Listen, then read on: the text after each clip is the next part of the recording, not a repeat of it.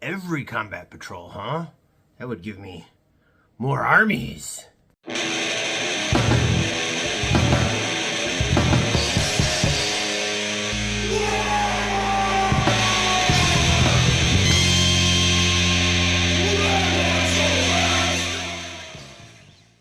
Wow! Welcome back to the Red Wings Go Fest. Old Big Mek here, and that's right. The new Hachette Patchworks, whatever magazine thing called Combat Patrol has finally reached the United States, which means we gotta talk about it and a whole bunch of other stuff. Let's get into it. All right. So, for those of you that have been living under a rock, there is a magazine publisher called Hachette Patchworks, and they do all sorts of really cool stuff. Way outside of Warhammer 2. They're actually one of the largest publishing companies on the planet. But one of the cool things that they have done with Games Workshop over the last few years is making an annual magazine full of literal kits that you could buy. And you could subscribe to this magazine and build your collection up. And it's a really, really cool deal. And it's something that I get asked about a lot. And their very latest version, which is called Combat Patrol, is for Warhammer 40k this year. Last year's magazine was for Age of Sigmar, has finally hit the States and is available. And one of the things that I get a lot, especially from newer people to the hobby, are questions about these extraneous hobby things and whether or not they should subscribe to them, buy into them, whatever. And I thought that now would be a great time to talk about all four of them. All right, first, a little backstory. Obviously, those veterans that are watching this video, you are probably aware of or have already partaken in a number of these things and have your own opinions. And by all means, if you've got some advice for the newer players or collectors, throw them down in the comments below. Everybody's experiences are valid. Second, I know that a large number of viewers on this channel are not here in the United States. You guys are in different countries, and some of these countries have not only different pricing structures for these things, but also different amounts of availability. So, your mileage may vary when it comes to the experiences of these things. Definitely check out availability and cost before you make the jump. And finally, and I want to make this like really clear, this is not unqualified opinion. I have spent my own money on these things multiple times over the last 2 decades. And this is not sponsored in any way, shape, or form. I am not one of Games Workshop's creators. I don't get anything from them. I'm just a regular customer like everybody else, which also means that I get to give you my completely unfiltered opinion with no fear of reprisal. So what you are going to hear is definitely the unfiltered old Big Mek experience. So let's get into it. Now, I know we're opening with Combat Patrol, but as that is the newest thing, not only just that magazine, but just what it is, period, to this collection of Warhammer extraneous things, we are actually going to save it for last. We are going to start with one of the earliest things, and probably the way most people from outside of the hobby are introduced to it, and that is Black Library books. Now, I have done a number of reviews on individual books and talked about Black Library in the past. This is an excellent way into the hobby. It is an excellent gateway. There are a number of authors who do an amazing job. There are some who do not a great job, and there are a bunch of middling ones, but there are some really amazing authors. Mike Brooks here is one of them. Every single novel he has done, including the Dark Eldar ones, have been absolutely phenomenal. If you are a fan of the lore or the setting at all, or you want to learn more about it, this is a super easy way to get into it. Now, you've got a couple of options. You can be like me and buy the actual physical paper books because you're old school, and there's nothing wrong with that. That's what I do. I like it. I like having these available. But there are certainly different ways to consume the media. The Black Library actually does a bunch of e-reader sales every year. So if you want to get it, on a digital format, you super can, usually for a lot less than the printed books, which is really cool. You can obviously always rent from your local library, both physical and e-format. And then there are ways of doing the books otherwise with the audio books, and that has been super popular, especially with ones like this where you get really cool voice actors involved. So there's a bunch of different ways to get into the Black Library books, and this is honestly probably not only the easiest, but the cheapest way to consume Warhammer outside of like watching for YouTube videos, because you can, again, rent for free from your library, or, you know, get those digital books. Oftentimes there's free trials and things like that. But even just buying the physical books isn't a whole lot of money. I mean, this book was 16 bucks US, brand spanking new. And compared to the cost of literally everything else in this hobby, that's not bad at all. That's like, what, 2 pots of paint? Less than 1 good paintbrush. And yeah, you can read it over and over and over again. Just have really fun with the background. So Black Library books, 10 out of 10. Definitely recommend checking them out. All right, next is the oldest overall Warhammer adjacent thing, and that is good old White Dwarf magazine. Now, White Dwarf actually kind of predates Warhammer itself, because White Dwarf used to cover all hobby things, not just Games Workshop, and was really cool mag way back in the day.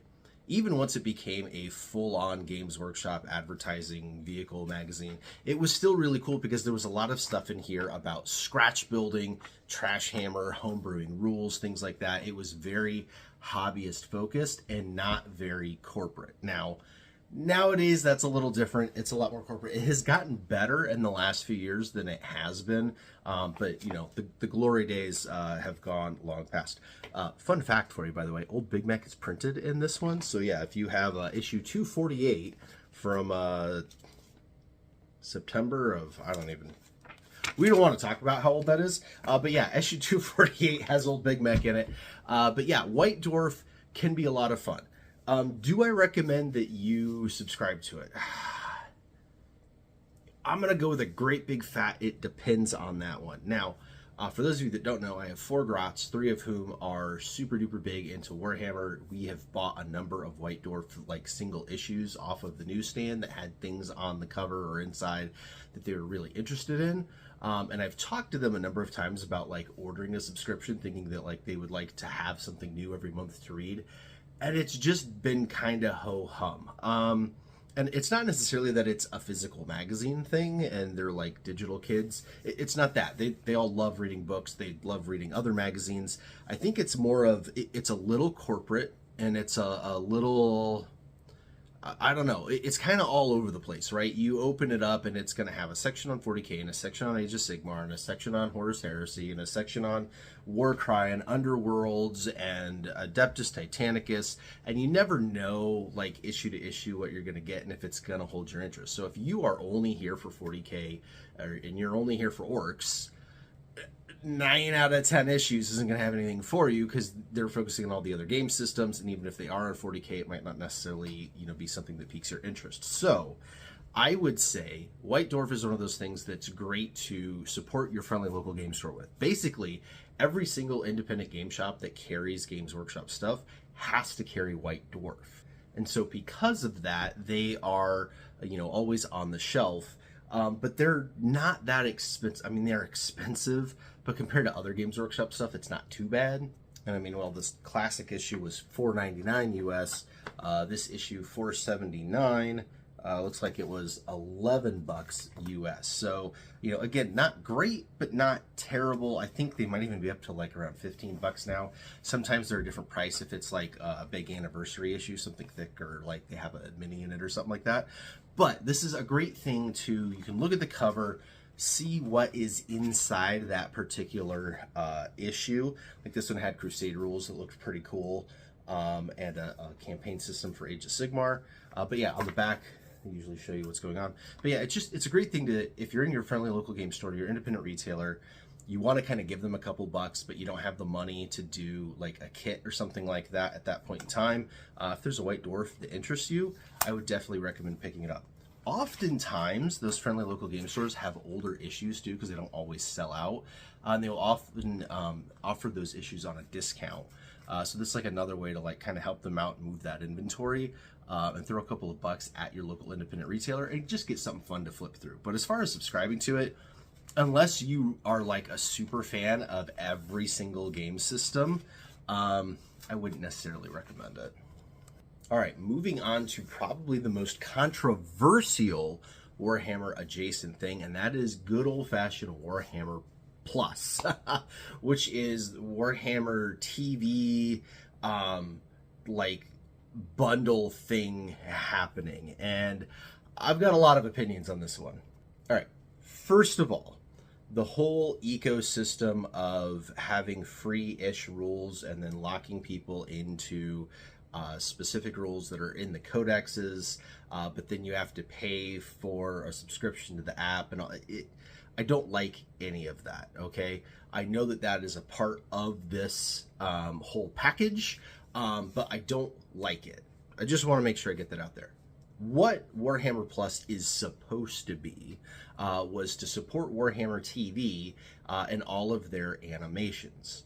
Now, this famously came out in the fall of 2021 to kind of great fanfare, and then just, I don't want to say fell off the wagon, because it's not like the stuff actually stopped. It's that they're really not coming out with any kind of swiftness that people expect in this day of age, right? We're in modern streaming times. People can get onto any number of streaming apps, look up a new show, binge watch an entire season, and then boom, the next season is going to be up mere months later. And there's constantly new stuff being produced and coming out. When you look at a company like Games Workshop, who in the realm of media companies is super duper duper duper tiny, trying to keep up with that kind of an output was never going to work. So even Games Workshop realized that, and so from the beginning, Warhammer TV has included live shows with like battle reports and painting and things of that nature, and that kind of rubs people the wrong way. But I think you really have to look at it from the right perspective. Warhammer Plus is not just animation, okay? It's not. You get the full gamut of Warhammer TV, good or bad. So you get, you know, the lore masters and the battle reports and the painting guides and the animations. You also get one of the things that I think is the coolest part, which is access to their vault. And so you can go in and look at old rule books and lore books and even some Black Library stuff kind of all the time. Great things in there are like the Imperial Armor rules and indexes and stuff like that. The old cool Crusade rules and things like doing Armageddon, City Fight, Conquest, things like that. Like those are all kind of in the vault, and you have access to that for free by being a member. And then again, it also gets you access to the apps and allows you to kind of do your list building and whatnot easier and all that jazz. So it's got a lot of good things to it.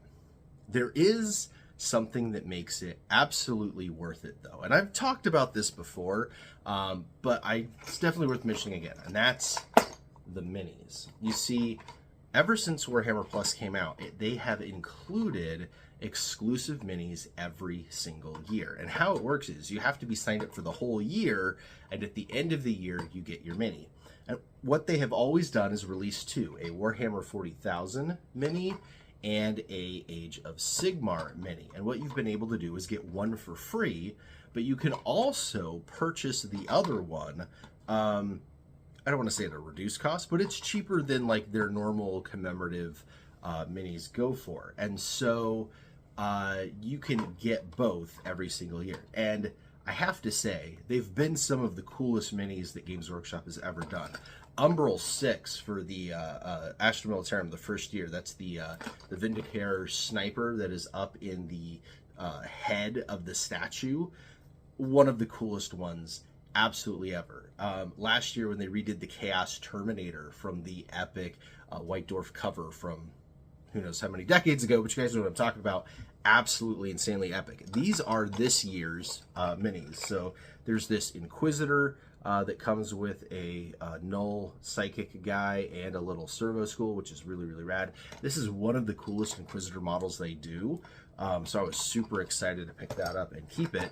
And then for Cities of Sigmar, they've got this Marshal and Squire. And again, they are super rad. And I've held on to this because I really love Cities of Sigmar, and even though I don't play AOS or play on it, I would love to just build and paint an army of this for display, and this guy's definitely one of the coolest. Obviously, also, you can convert him up to be 40k pretty easily. Now, why is this such a good deal? Well, I will tell you, and again, I've mathed this out because I've done it with my own money. I've been a subscriber to Warhammer Plus since day one. To me, it was the coolest extra Warhammer-adjacent thing to ever happen. Again, 4 grots, 3 of which are super into Warhammer, and all 4 of which will watch any show I, put on for them. We have enjoyed the absolute squig snot out of what has been put out. They watch Hammer and Bolter over and over and over again. They've seen all the episodes multiple times. They really, really love them. A lot of the specials have been really, really cool. Exodite in particular was just amazing. I've got, one kid that's like super duper into Tau, and him being able to see the Tau on the big screen in that way just absolutely lights him up every time. And it's amazing for that. There's a new show on right now this season called Scrap Heap or something like that, that's about doing conversions and stuff. It's okay-ish, but I mean, even stuff like that the kids enjoy watching. When you're doing like a hobby painting session and there's not a YouTuber doing a live stream, or you're tired of your playlist or whatever, putting on their painting videos, especially the old ones that have like Peachy and Luis in them and stuff, are really, really fantastic too. And honestly, they've had some good videos. Some of their battle reports are fun. Famously, the holiday one with Luis in it, where they've got the Red Goblin and all that for Sanguinala, is like one of the best episodes of all time. So you actually get a lot of really good media for it. But rewinding back to like 3 minutes ago before I started going off about how good it was, the math portion of it. Now, when you signed up on day 1, if you signed up for an annual contract instead of a monthly, it was cheaper, which is great. They also gave you a voucher, and that voucher has continued every year. So every year, I've been given money by Games Workshop to spend in the Games Workshop store for being a subscriber, which is pretty cool. They also did the minis. Now, what I have done every year is I've gotten my free mini, and I've used my voucher toward the second mini. And so, 21, 22, 23, and 24. I've gotten 4 sets of minis, 8 minis, and not spent a whole lot of bucks on them. So I think last time it was $35 for the second one, and they give you free shipping on it, minus my $15 voucher. That's $20. So for $20, I have these 2 minis plus my yearly subscription, which I think the yearly subscription is up to like $70. Okay, so figure taxes, all that jazz, whatever. You're into it for $100 a year.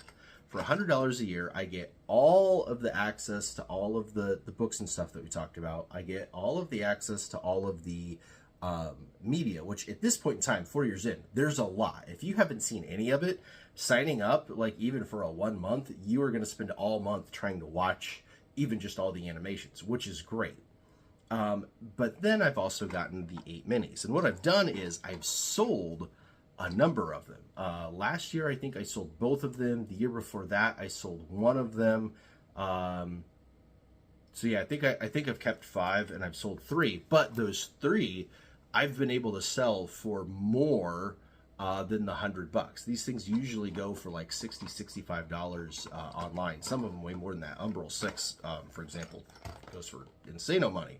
But you can easily, if you don't like the minis, you can get the minis and turn around and sell them and actually make a profit and literally be paid to have a Warhammer Plus subscription. So that was me last year. I sold the 2 minis, and after everything was all said and done, I think I ended up like ahead $20 or $30 compared to not doing it all. And that is a pretty darn sweet deal. So if you're going to do anything Warhammer adjacent and you like any of the things I just said, I absolutely recommend you sign up for Warhammer Plus. And I know I'm probably the only YouTuber saying that. But again, from experience, subscribers since day 1 have been paid more than once to be a subscriber for the whole year, have super awesome minis, watch a lot of cool stuff with my kids. I got no complaints.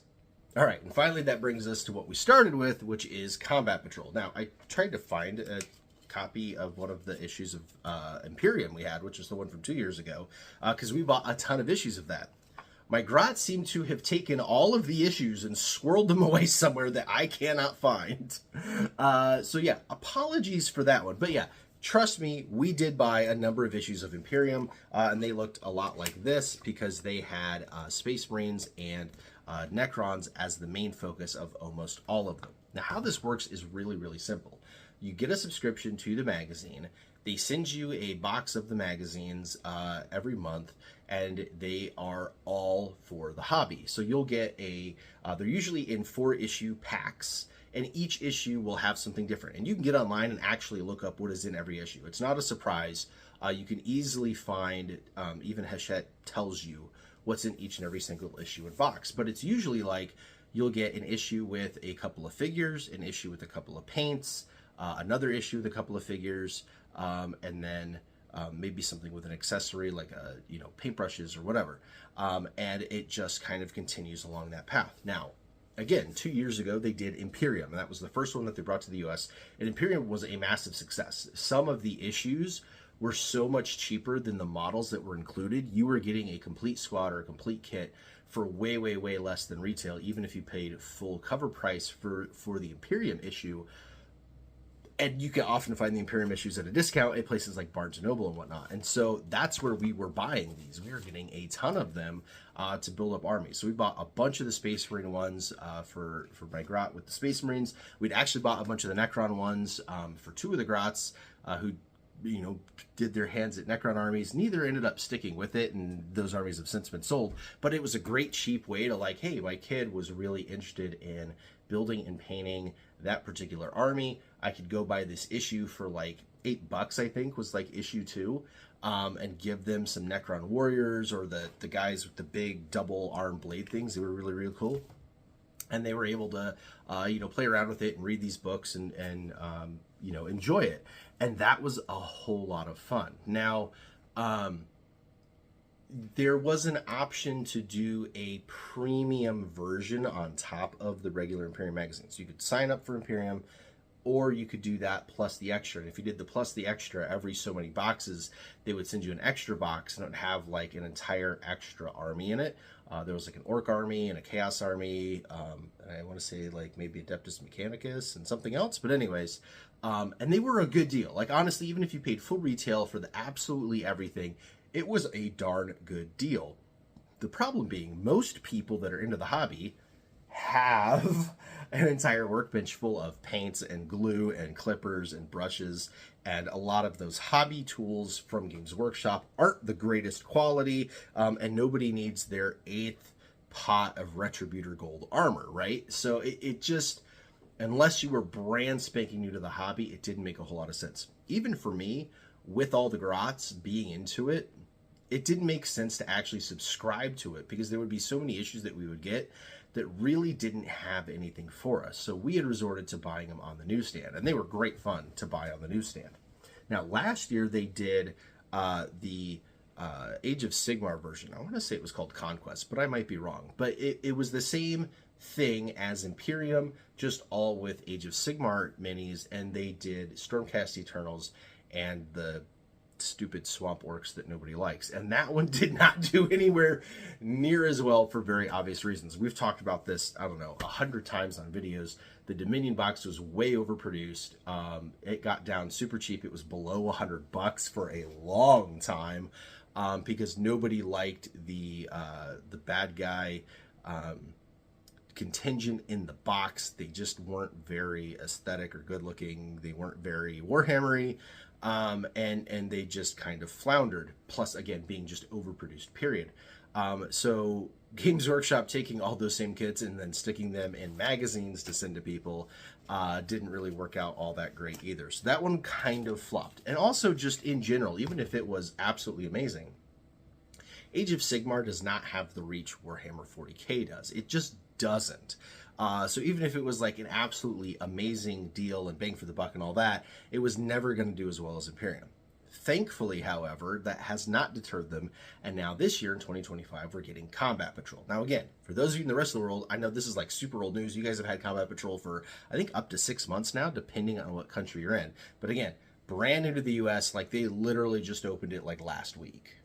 Now, Combat Patrol is the same style. You're getting the set of 4 magazines every month.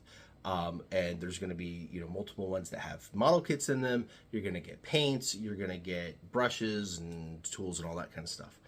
Where it differs from Imperium and the Age of Sigmar one before it is, instead of focusing pretty much solely on 2 factions, you are getting all of the factions as a combat patrol spread out over the life of the subscription.